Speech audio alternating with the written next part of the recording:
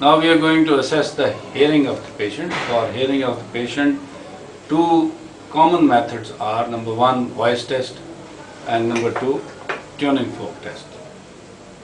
In voice test, we instruct the patient first. जब आपको मैं एक नंबर बोलूँगा, जो आपको नंबर सुनाई दे, आपने रिपीट करना है कि मैंने क्या नंबर बोला. So we'll start the voice test. We are going to examine the hearing of the left ear. The distance between the patient and the examiner should be approximately 2 feet.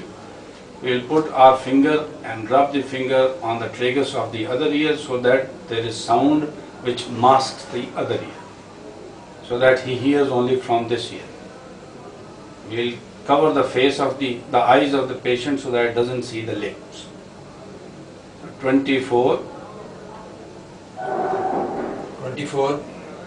32, 75, 89, 64. Right.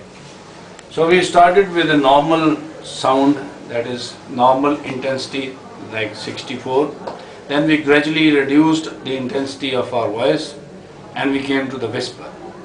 If the patient is able to answer the whisper correctly, that means the hearing is excellent, that is between 20 to 30 decibel. If the patient is able to answer normal conversation but not whisper, that means the patient is able to hear between 30 to 60 decibel of hearing intensity.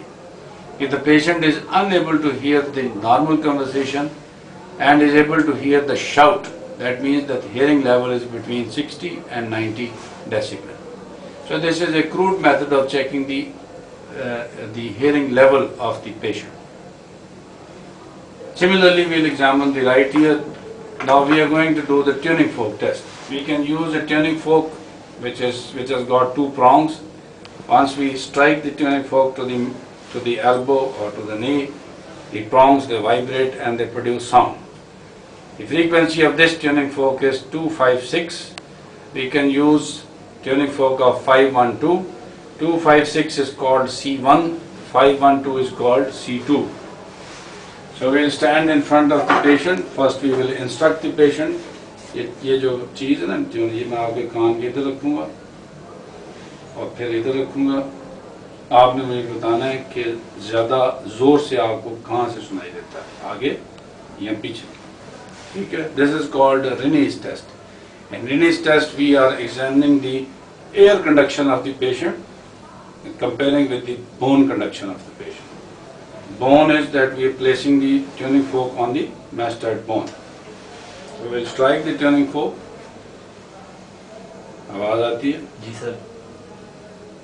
So then we will put the base of the tuning fork on the mastoid bone. आवाज आ रही है? नहीं sir. ये आती है जोर से, यहाँ पे जोर से आ रही है. नहीं बंद है. मैंने किया. So we will strike the tuning fork, place it in front of the external auditory meatus. We will ask the patient whether he can hear. आवाज आती है आपको? आ रही है. Then we will put it on the mastoid bone. अब आती है? कम आ रही है. Then we will bring it back in the external auditory meatus. अब आती है? आ रही है. So आपको पीछे ज़्यादा जोर से आती है कि आगे ज़्यादा जोर से आती है? आगे से ज़्यादा. शाबाश. So this patient can hear the tuning fork better when it is placed near the external auditory meatus. That is, air conduction is better than the bone conduction. If the air conduction is better than bone conduction, the patient has got either normal hearing of the ear or he has got some sensory hearing loss. Now we examine the right ear. We will strike the tuning fork. आवाज आती है? आ रही. We'll put it on the mastoid. अब आती है? जोर से आ रही. We'll come back. अब आती है? आ रही. कम. कम आती. So आपको पीछे ज़्यादा जोर से आती है कि आगे ज़्यादा जोर से आती है? पीछे से. पीछे ज़्यादा जोर से. So in the right ear, he can hear better when the tuning fork is on the mastoid bone as compared to when the tuning fork is at the external auditory meatus. So bone conduction is better than air conduction in the right ear. Air conduction was better than bone conduction in the left ear. So this is normal hearing ear, and in this side there is a conductive hearing loss because bone conduction is better than air conduction. So when the air conduction is better than bone conduction, this is called Reines positive. When the bone conduction is better than air conduction, this is called Reines negative.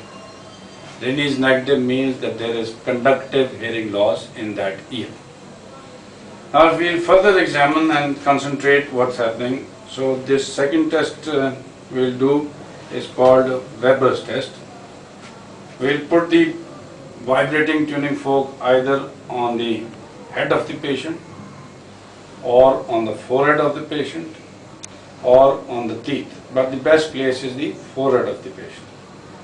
Then we'll ask the patient whether he can hear the sound of the tuning fork or vibration of the tuning fork in which ear. In this case, the patient said that he could hear the sound in the right ear. So this is called lateralization of the sound to the right ear. So Weber is lateralized to the right ear.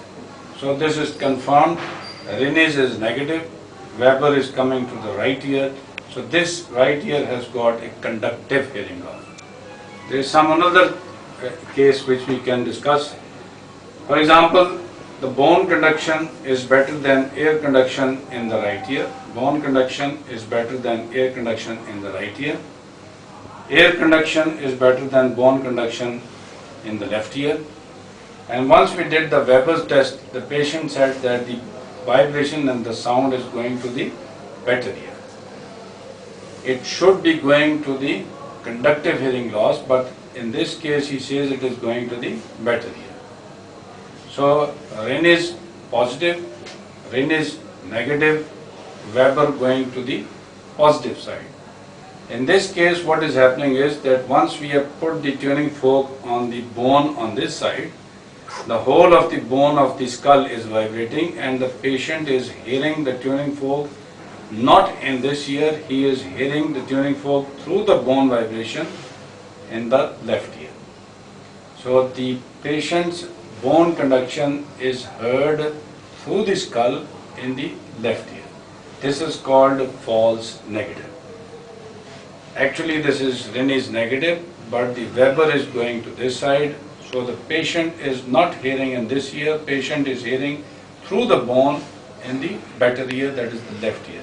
So this interpretation will be Reines negative, false. So we will repeat this thing, false, Reines negative. There was a conductive hearing loss, that is Reines negative in the right ear. The left ear was normal, that is Reines positive. When we did the Weber test, normally it should come towards the conductive hearing loss, but in this case the Weber test went to the better hearing. So why this has happened? This has happened because once we placed the tuning fork on the air conduction side, patient was unable to hear. Through the bone conduction, the patient said, I am hearing the tuning fork. He is not hearing the tuning fork in this ear. Through the bone, the sound is transmitted to the better ear. So actually, once we place the tuning fork on the bone on this side, the hearing is in the better ear. This ear is not hearing. So this is called false Reines negative. The other thing is that, for example, another case is that we will put the tuning fork on this side, then on the bone. He says that air conduction is better, so Reines positive. Similarly on this side, air conduction is better, Reines positive. So both ears have got Reines positive. We strike the tuning fork and do the Weber's test. He says the Weber's is going towards the left ear. Both the ears have got Reines positive, but the Weber is going towards the left ear. Now Reines positive will stay positive if the hearing of air conduction and bone conduction is less than 20 decibel. The air bone gap is less than 20 decibel, the Reines will stay positive. The Weber is a more sensitive test.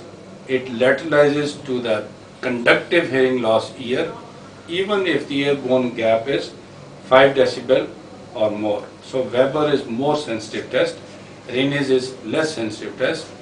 The airborne gap, if it is more than 20 decibel, only then the Raynaud's will become negative. If it is less than 20 decibel, the Raynaud's will stay positive, but the Weber, which is more sensitive test, will lateralize to the conductive hearing loss.